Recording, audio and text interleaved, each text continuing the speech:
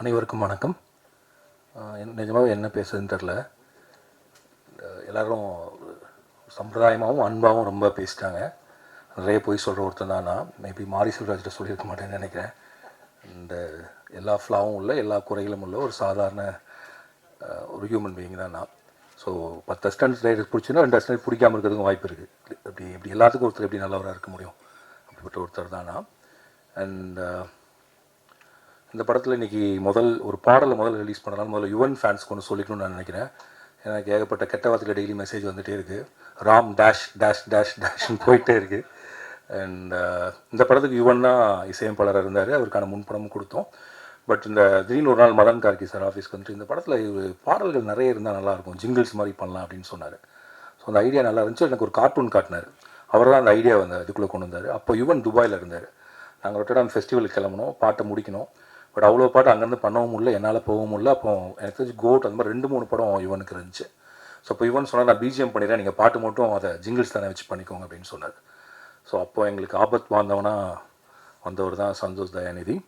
And அவர் வந்து எனக்கு ஆனந்த யாழை மாதிரி ஒரு பாட்டு கொடுங்கலாம் கேட்காம, இந்த கதைக்கு என்ன பாட்டு அதை நான் பண்ணுறேன் எனக்கு அப்படின்னு சொல்லி தான் நம்ம என்ன கொடுத்தோமோ அதை பண்ணி கொடுத்தாரு. ரொம்ப நன்றி Santhosh. And of course Yuvan fan, நானும் யுவனோட ஃபேன் தான். யுவனை மிஸ் பண்ணுறேன். யுவனுக்கு எனக்கு எந்த கான்ஃப்ளிக்ட்டும் இல்லை. இந்த படத்தில் யுவன் தான் பாட்டு பண்ணலே தவிர நான் பாட்டு பண்ண வேணான்னு சொல்ல. ஏன்னா யுவனுக்கு டைம் இல்லை. ஓகே, அதனால் இனிமேல் இந்த டேஷ் டேஷ்லாம் தூக்கினீங்கன்னா நல்லாயிருக்கும். இது ஒன்று. அண்ட் ரெண்டாவது, இந்த படத்தில் எனக்கு இந்த டேடி ரொம்ப பாவம் எனக்கு ரொம்ப பிடிச்ச பாட்டு. ஏன்னா அது கிட்டத்தட்ட எனக்கு எங்கள் அப்பாவை தோணும். ஏன்னா எங்கள் அப்பா சொல்லிட்டு இருப்பார், அவரோட ஃப்ரெண்ட்ஸ்லாம் கேட்பான் போல இருக்குது, தங்க மீன்கள் அதெல்லாம் பார்த்துட்டு, ஏன்ப்பா இவ்வளோ மோசமான அப்பாவா நீ, இவ்வளோ கடுமையாக நடந்திருக்கேன்னு சொல்லி. இந்த படமும் பார்த்துட்டு இருக்கப்போ பார்த்துட்டே இருந்தேன் நான். இந்த பாலாசக்தி ஷாட் வர்றப்ப இதுலேயும் ஏன்டா இப்படி காட்டியிருக்கேன் அந்த அப்பாவன்னு கேட்டார். ஏன்னா எங்கள் அப்பா என்னை எதுவும் திட்டினதில்லை, அடித்ததில்லை, ஏன்னு கேள்வி கேட்டதில்லை. நான் என்ன சொல்கிறேனோ அதை பண்ணி கொடுத்தவர் தான் அப்பா. ஸோ அவருக்கு நான் actually I should say sorry to him. ஆக்சுவலாக எங்கள் அப்பா உண்மையாகவே பாவம் தான், டேடி ரொம்ப பாவம். அண்ட் இந்த பாட்டு அந்த விதத்தில் எனக்கு எமோஷ்னலாக கனெக்டட். அப்போ தான் நான் புரிஞ்சுட்டு, ஒரு ஃபிலிம் மேக்கர் பண்ணக்கூடிய படம் நீங்கள் கொஞ்சம் குடும்ப உறவுகள் இதெல்லாம் பண்ணால் அவங்க குடும்பத்தில் இருக்கவங்களை பயங்கரமாக அது ரிஃப்ளெக்ட் பண்ணுது. பார்க்குறவங்களாம் என் தங்கச்சியை பார்த்து, நீ தானே அந்த தங்கச்சி, என் தங்கச்சி ஏன்டா டே என்னப்போ இவ்வளோ டார்ச்சர் பண்ணி. ஸோ இந்த படத்தில் இந்த டேடி ரொம்ப பாவம். இன்னொரு விதத்தில் யோசிச்சு பார்த்தா நானுமே ஒரு டேடி, நானும் பாவம் தான். ஆக்சுவலாக நான் எங்கள் அப்பாவை எவ்வளோ டார்ச்சர் பண்ணோம் அப்படி தான் என் பையன் பண்ணிகிட்ருக்கான். ஸோ அஃப்கோர்ஸ் டேடி ரொம்ப பாவம். அப்புறம் ஆல் அப்பாஸ் ஆர் லையர்ஸ். இந்த லையர்ஸுங்கிறது பெரும் பொய்கள் சொல்கிறவங்க இல்லை. கண்டிப்பாக 24 மணி நேரம் குழந்தைகள்கிட்ட உண்மை சொல்லிட்டு இருக்க முடியாது, குழந்தைங்க கேட்குற எல்லாத்தையும் செய்ய முடியாது. So that be lies, sweet lies இருக்க தான் செய்யும். அந்த இடத்துல வரக்கூடிய ஒன்று தான் ஆல் அப்பாஸ் ஆர் லையர்ஸ். அப்புறம் இந்த படம் எளிமையாக எடுக்கப்பட்டிருந்தாலும் அதற்கான பொருட்செலவோட ஒரு விரிவான ஒரு படமாக தான் எடுத்திருக்கோம். இந்த படத்தை என்ன சொல்கிறது, தயாரிப்பதற்கு காரணமானது தயாரித்து கொடுத்த ஜியோ ஹாட்ஸ்டார். இது ஆரம்பிக்கிறப்ப டிஸ்னி ஹாட்ஸ்டார், இப்போ ஜியோ ஹாட்ஸ்டார். அண்ட் ஆமாம், நான் பிரதீப் சார் சொன்ன மாதிரி கிட்டத்தட்ட டெய்லி போவோம், கதை சொல்லுவோம், அப்புறம் வேணான்னு நான் சொல்லிட்டு வந்துடுவேன். அண்ட் ஆக்சுவலாக நான் பிரதீப் சாரை மீட் பண்ணது படம் பண்ணுறதுக்காக மீட் பண்ணல. நரன் என்னோடய ஃப்ரெண்டு. ஒரு நாள் சும்மா அவங்க ஆஃபீஸ் போனப்போ டீ சாப்பிட்றப்ப நீங்கள் எதாவது கதை வச்சுக்கலான்னு கேட்டால் அப்படி பேச ஆரம்பித்தோம். நான் அவர் படம் அப்போ ஆக்சுவலாக நம்ம கதை பேஸ் பண்ணுறப்ப டிஸ்னி ஹாட்ஸ்டாரே ஸ்டார்ட் ஆகலை. நீங்கள் படம் பண்ணுற ஐடியாலே இல்லை. ஐ திங்க் அதுக்கப்புறம் தான் டிஸ்னி ஹாட்ஸ்டாரே ஸ்டார்ட் ஆச்சு நான் நினைக்கிறேன். ஸோ அப்போ அப்படி பேசி அப்புறம் திடீர்னு ஒரு நாள் லாக்டவுன் அப்போ இந்த கதையை நான் சொன்னேன். அப்போ குட்டி சார் ஒரு ஜூம் காலில் தான் கேட்டார். 2-3 கதை சொன்னேன்னு நினைக்கிறேன். குட்டி சார் இந்த கதை பண்ணுவோம் அப்படின்னு சொன்னார். மேபி அவர் எதுக்கு செலக்ட் பண்ணார் இன்றைக்கி தான் எனக்கு தெரியுது. ஏன்னா அவரும் ஒரு அப்பாவாக ஒரு சின்ன கில்ட்டியோடு இருக்காருன்னு நினைக்கிறேன். நிறைய டைம் ஸ்பெண்ட் பண்ண முடியலன்னு நினைக்கிறேன். ஸோ ஏதோ ஒரு விதத்தில் நிறைய அப்பாக்களுக்கு இந்த படம் பிடிச்சனால, எல்லாருமே அப்பாக்களாக இருந்தனால. But Pradeep sir is bachelor. But இருந்தாலும்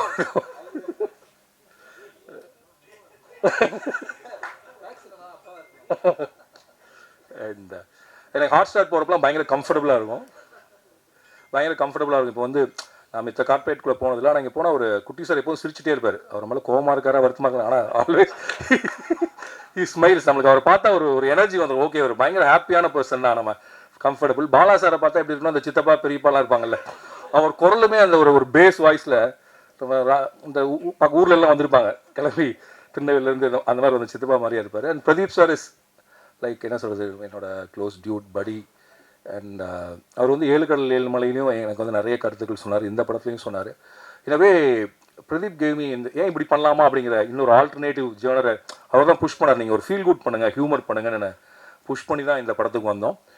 அண்ட் எனக்கு சிவா சாரை நானும் சிவா சாரும் சினிமாவுக்கு ஒரே வருஷம் 2007 கட்டுறது தமிழ், சென்னை 28. அப்போ இருந்து எனக்கு சிவா சாரை தெரியும். அண்ட் நாங்கள் ஒரு படம் பல தடவை பேசியிருக்கோம். பட் அதுக்கான கதை இப்போ தான் அமைஞ்சுது. அண்ட் இந்த படத்தில் நடிக்கிறப்ப எனக்கு என்ன தோணுச்சுன்னா, நான் நிறைய ஆக்டர்ஸோடு ஒர்க் பண்ணிட்டேன். ஆனால் சிவா சார் கேமரா முன்னாடி இருக்குங்கிறது தெரியவே தெரியாது. எவ்வளோ பக்கத்தில் வச்சாலும் அந்த கேமராவை பற்றியான துளி பிரஞ்சையும் இல்லாமல் அந்த கான்ஷியஸ் இல்லாமல் பண்ணக்கூடிய ரொம்ப ஈஸியாக பண்ணக்கூடிய ஒரு ஆக்டர். அண்ட் ஆக்சுவலாக அவர் ரொம்ப ஒரு அண்டர் எஸ்டிமேட் பண்ணி அவரை நடிக்கவே மாட்டேன்னு பிடிவாதம் பண்ணி பல படங்கள் நடிச்சிருக்காருன்னு நினைக்கிறேன். அண்ட் இந்த படத்தில் உண்மையாகவே நான் என்ஜாய் பண்ணேன். அண்ட் கிரேஸ், நான் அவங்கள டான் கூப்பிடுவோம், ஏன்னா she is really a don. She write script, she knows music, she knows to dance. ஒரு பரதநாட்டியத்தில் she did BA. And so இப்போ அவங்க ஸ்கிரிப்டும் எழுதிட்டு இருக்காங்க. அவங்களுக்கு ஹியூமர், ஈஸியாக ஹியூமர் வரும். அண்ட் ஒரு சின்ன ஒரு மிடில் கிளாஸ் குடும்பத்திலேருந்து கிளம்பி வந்து சினிமாவுக்குள்ளே நுழைஞ்சு தனக்கான இடத்த தானே உருவாக்கிட்டாங்க. ஒரு ஹீரோயினுக்குரிய எந்த விதமான என்ன சொல்கிறது, ஹீரோயினுக்கு நம்ம சொல்லக்கூடிய எந்த இதுவும் இல்லாத, ஆனால் முழுக்க தன்னுடைய நடிப்பினால் நம்மளை வசீகரிக்கக்கூடிய ஒருத்தர். நான் வந்து இந்த ஸ்கிரிப்ட் எழுதிட்டு இருக்கப்போ அப்பன் ஒரு படத்தை பார்த்தேன். அந்த அப்பனில் ஒரே ஒரு ஷாட், அவங்க ஓடி வந்து அது ஆக்டிவ் ஆகாது ஸ்கூட்டர் ஏதோ ஒன்று, அதில் பின்னாடி ஏறி உட்காருவாங்க. நான் முடிவு பண்ணேன் இந்த பொண்ணு நடிச்சாலும் அந்த கேரக்டர் கரெக்டாக இருக்குன்னு பிரதீப் சார்ட்ட சொல்லி எல்லாம் சண்டை போட்டு இவங்க தான் கிட்ட அதுக்கு ஒரு 4 மாதம் நான் வெயிட் பண்ணேன் சார் இவங்களை ஓகே பண்ணுறதுக்கு. ஸோ இப்படி அப்புறம் இந்த பையனை தேடுறதுக்கு வந்து நாங்கள் முதல்ல ஒரு பையனை சரி பண்ணிட்டோம். அப்புறம் தேடி அப்புறம் இவன் கிடச்சான். பிரதீப் சார் என் பையனை நடிக்க வைக்கணும்னு சொல்லிட்டு இருந்தார். எனக்கு அவன் வேறு படத்தில் வேணாலும் நடிக்கலாம், என்னால் என் பையனை டைரக்ட் பண்ண முடியுமான்னு தெரியல. அப்புறம் ரொம்ப செல்ஃபிஷாக ஆகிடுமோ நம்மளுக்கு ஒரு இது வேறு. அண்ட் அப்புறம் கண்டிப்பாக இப்போ இன்னொரு பையன் நடித்தானா மலையில் ஏறுலாம் சொல்லலாம், நம்ம பையன் நடிக்கிறப்ப அவன் என்ன சொல்லுவான் நம்மளன்னு தெரியாது. ஸோ அண்ட் மித்துல், அன்பு, நாங்கள் அன்புன்னு தான் கூப்பிட்றோம். அண்ட் வந்து ஒரு என்ன சொல்கிறது, அவனுக்கு நாங்கள் ஓட சொல்லி கொடுத்தோம், ஸ்விம்மிங் பண்ண சொல்லி கொடுத்தோம், வேவ்போர்டு ஓட்ட சொல்லி கொடுத்தோம், ஃபுட்பால் ஓட சொல்லி கொடுத்தோம், நடிக்க சொல்லி கொடுக்கல. அது தானாகவே வந்துச்சு அவனுக்கு. And is very easy. அவன் ஆக்சுவலாக இப்போ என் நித்தேஷ்னு ஒருத்தர் இருக்கான், அவன் நடிக்கணும்னு ஆசை அவனுக்கு. அவனுக்கு சீன் நடிச்சு காட்டணும் இதில் இது ரொம்ப கிரிஞ்சாக இருக்குது, நான் பார்த்துக்கிறேன் அப்படின்ட்டுவான். ஸோ அந்த மாதிரி லைக் ரொம்ப நல்லா பண்ணான். அண்ட் இங்கே இருக்க எல்லாருமே, அப்புறம் திங் மியூசிக் சந்தோஷ் ரொம்ப தேங்க்யூ. இந்த ஆல்பத்தோடு நீங்கள் கொலாபரேட் பண்ணி இந்த ஆல்பத்தை இன்றைக்கி வெளியில் வர்றதுக்கு நீங்களும் ஒரு முக்கியமான காரணம். அண்ட் இந்த மாதிரி படங்களை சப்போர்ட் பண்ணிட்டே இருங்க. அண்ட் நீங்கள் தொடர்ந்து தமிழில் நிறைய நல்ல படங்களை, நிறைய கைண்ட் ஆஃப் ஒரு ஸ்டார் பின்னாடி இல்லாமல் மியூசிக் பின்னாடி இருக்கக்கூடிய பண்ணிகிட்ருக்கீங்க. நிறைய இண்டிபெண்டன்ட் ஆர்டிஸ்ட்டுக்கு இடம் கொடுக்குறீங்க. And I'm a fan of thing music. So அதனால் அது உங்களுடைய டீம். அவர் இங்கே நம்ம மணி விடன்னு ஒருத்தர் இருப்பார், Mani. Extraordinary team, happy to work with Think music always. And Madhan Karky sir, I want to work with you lot. Madhan Karky சாரோட ஒர்க் பண்ணுறப்ப ரொம்ப ஈஸியாக இருக்கும், லைக் நோ ஈகோ நத்திங். ஆனால் என்னென்னா கரெக்டாக டயத்துக்கு வருவார், டயத்துக்கு போயிடுவார். அது போதாத, ஏன்னா பிகாஸ் ஈ ரன்ஸ் ஒரு அது சரி அதை வரைய சொல்லுவார் நினைக்கிறேன். Is doing a dream project. So அதுக்காக வேலை பார்த்துட்டு இருக்காரு. அதுக்கு நடுவில் வந்து, ஆனால் அதுக்கு நடுவில் நான் டார்ச்சர் பண்ணி இப்போ டெய்லி ஒரு பாட்டு மாற்றிட்டே இருக்கேன், லிரிக்ஸை. இதை மாற்றி கொடுங்க சார், அதை மாற்றி கொடுங்க சார்னு சொல்லிட்டு. Thanks Madan sir.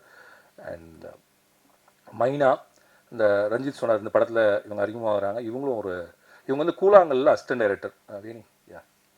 இப்போ வினோத்ராஜ் கூழாங்கல்னுடைய அசிஸ்டன்ட் டைரக்டர். அதில் அவங்க நடிக்கணும்னு ஆசை. ஸோ இப்போ இந்த படத்தில் நடிச்சிருக்காங்க. எனக்கு தெரிஞ்சு இவங்க நிறைய படங்கள் நடிப்பாங்கன்னு நம்புகிறேன். ரொம்ப இவங்களும் இந்த பையன் மாதிரி தான். Is very easy before the camera. She acts like just like that நடிக்கிறவங்களா இருப்பாங்க. பொறாமையாக இருக்கும் அவங்களெல்லாம் பார்த்தா.